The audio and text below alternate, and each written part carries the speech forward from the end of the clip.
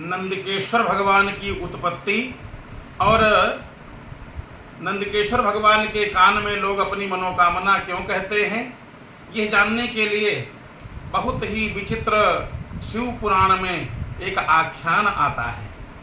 एक बार की बात है, पितरों ने मन में विचार किया कि हमारे कोई पुत्र नहीं है, बिना पुत्र के सदगति होना बहुत मुश्किल है, क्योंकि भागवत में भी लिखा है अपुत्रस्य गतिर्नास्ति स्वर्गम नैवच नैवच, बिना पुत्र के स्वर्ग की प्राप्ति नहीं होती, सदगति नहीं होती।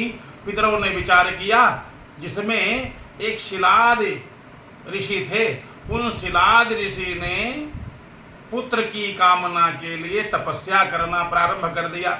बहुत तपस्या किया, सोचा देवाधिदेव देवताओं के राजा हैं जिनका नाम है इंद्र, इंद्र की स्तुति किया।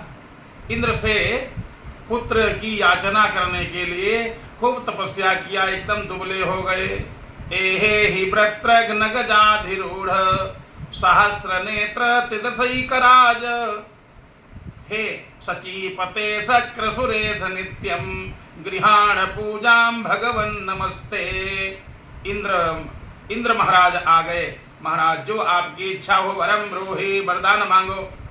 शिलाद महाराज बोले, हमको एक पुत्र दे दो, ऐसा जो अयोनिज हो, जरा मृत्यु से विवर्जित हो, न बुढ़ापा आवे न उसकी मृत्यु हो, और अयोनिज यानी योनि से उत्पत्ति उसकी न हो, ऐसा पुत्र देने में सामर्थ्य। इंद्र ने कहा मेरी तो सामर्थ्य नहीं है। इंद्र ने कहा अगर हम वरदान देंगे भी तो मिथ्या हो जाएगा, और मैं ही नहीं ब्रह्मा जी भी ऐसा पुत्र नहीं दे सकते जो बिना योनि के उत्पन्न हो जाए, अमर हो। ऐसा तो विष्णु भगवान भी नहीं पुत्र दे सकते हैं, फिर कौन दे सकता है।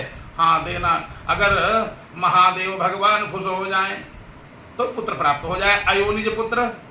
शिलाद महात्मा शिलाद ऋषि ने भोलेनाथ की तपस्या किया। एहे हि गौरी सपिना कपाणे शशांक मौले वृषभाधिरूढ़ देवाधिदेवेश महेश नित्यम गृहाण पूजाम भगवन नमस्ते। बढ़िया आराधन किया, भोलेनाथ प्रकट हो गए। बताओ क्या चाहते हो। शिलाद ऋषि बोले महाराज हमको अजर अमर पुत्र चाहिए, आप जैसा पुत्र चाहिए, और अयोनिज पुत्र जिसकी योनि से उत्पत्ति ही न हो। अब भोलेनाथ ने कहा जाओ तो ऐसा ही होगा, तुमको पुत्र प्राप्त होगा।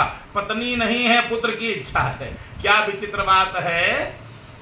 एक दिन की बात, भोलेनाथ तो वरदान दे करके चले गए, तुमको पुत्र प्राप्त होगा, अयोनिज पुत्र प्राप्त होगा। एक दिन शिलाद महात्मा यज्ञशाला की भूमि खोद रहे थे, और खोदते खोदते उसी जमीन से एक लड़का प्रकट हो गया, मिल गया। बढ़िया सुंदर बालक को देखा, बड़ा आनंद में आ गए और उसको गोद में ले लिया, उसको प्रणाम किया, उस पुत्र को प्रणाम किया। बड़ा सुंदर बालक, देवताओं ने पुष्पों की वर्षा किया, गंधर्वों ने गीत गाए, बड़ा सुंदर बढ़िया वो बालक पलने लगा।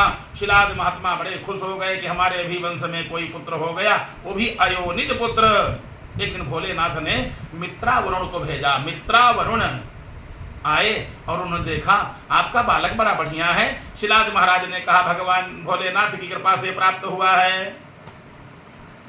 मित्रावरुण बोले प्राप्त तो हो गया है, लेकिन यह अधिकतम 5 वर्ष जिंदा रहेगा, अल्पायु पुत्र है। अरे तब तो शिलाद महात्मा ने कहा हाय पुत्र तो मिला, लेकिन अल्पायु है, ऐसे अल्पायु पुत्र को हम क्या करेंगे। बहुत दुखी हो गए।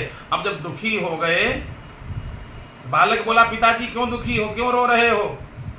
शिलाद ने कहा आपकी आयु बहुत कम है। बालक बोला पिताजी ऐसा हो ही नहीं सकता है, मैं अल्पायु नहीं हो सकता हूँ, मेरी मृत्यु ही नहीं होगी। अगर आपको विश्वास नहीं है, वहीं पर वो बालक तपस्या करने लगा, भोलेनाथ का आराधन किया।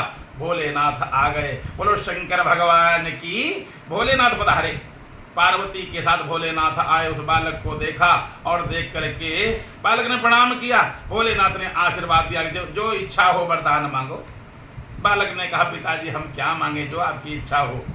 भोलेनाथ ने सुंदर अपने जटाओं से एक माला उतारी और उस बालक को पहना दिया। जाओ बेटा तुम्हारी कभी मृत्यु नहीं होगी, बुढ़ापा तुम्हारे पास नहीं आएगा, रोग नहीं आएंगे। जो तुम्हारी इच्छा हो वरदान मांग लो। ऐसे बढ़िया अभिषेक किया, जल छिटका, जो जूरा से भोलेनाथ के जटाओं से जो जल जो निकला, उससे 5 नदियां, जटोत्कटा नाम की 5 नदियां बढ़िया सुंदर उत्पन्न हो गईं। उसके पश्चात उस बालक को गोद में बैठाया, बड़े आनंद में आ गए। बेटा तुम्हारा नाम, अब मैं आनंदित हो गया हूँ, आनंद से नंदी, नंद आनंद, आज से तुम्हारा नाम नंदी होगा। वो बालक नंदी के रूप में हो गया। बालक नंदी जब बन गया, पार्वती मैया ने भी आशीर्वाद दिया, ये बालक अजर अमर हो और सभी गणों में सर्वश्रेष्ठ हो।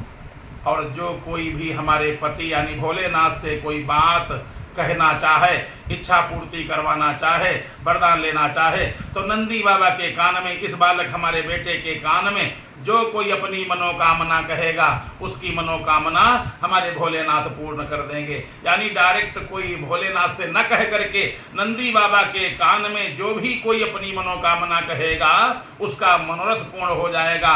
ऐसा पार्वती मैया ने सुंदर आशीर्वाद दिया, भोलेनाथ ने सुंदर आशीर्वाद दिया। बहुत ही यह दिव्य कथा शिव महापुराण में वर्णित है। अगर ये कथा जानकारी आप लोगों को अच्छी लगी हो तो बढ़िया सुंदर चैनल को सब्सक्राइब करें, लाइक करें। बहुत ही दिव्य यह कथा है। अवश्य सावन मास में जो कोई सुनेगा उसके मनोरथ पूर्ण हो जाएंगे। बोलो शंकर भगवान की, नंदीश्वर भगवान की जय हो।